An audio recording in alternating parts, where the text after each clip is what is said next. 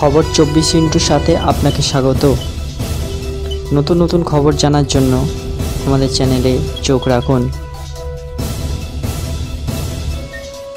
নমস্কার দর্শক বন্ধুরা, স্বাগত আমাদের এই চ্যানেলে।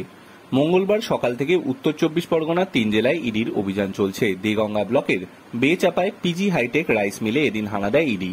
রাইস মিলের বাইরে ঘিরে ফেলা হয় আরসিএফ দিয়ে। রাইস মিলের সঙ্গে রয়েছে রাইস মিলের মালিকের সাদা রঙের বিলাসবহুল বাড়ি। সেই বাড়ির গায়ে আবার দেগঙ্গা 1 তৃণমূল কংগ্রেস কার্যালয়ও লেখা আছে। স্থানীয় সূত্রে এখনো অবধি বিদেশ এবং মুকুল নামে দুইজনের নাম উঠে আসছে। এলাকায় লোকজন বলছে তারা দুইজন ভাই। বিদেশ বাবুর পার্টি করেন বলছেন স্থানীয় এক বাসিন্দা। বাকিবুড়ের মামাতুতো ভাই তারা। বিলাসবহুল গাড়ির নিচে রয়েছে বিলাস বড় একটি গ্যারেজ।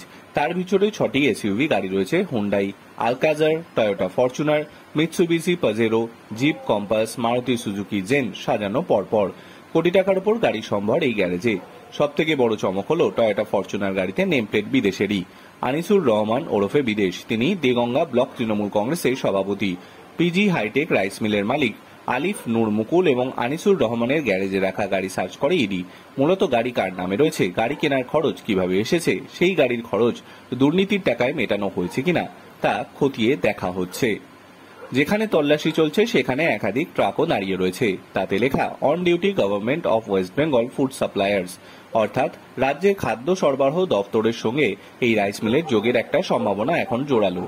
রাইস মিলের কর্মীরা বলছেন এখান থেকে চাল যায় সরকারি গোডাউনে। ফলে মঙ্গলের এই অভিযান যে বড় মোড় নিতে চলেছে এখনো অবধি তেমনই সংকেত মিলছে। Bureau report.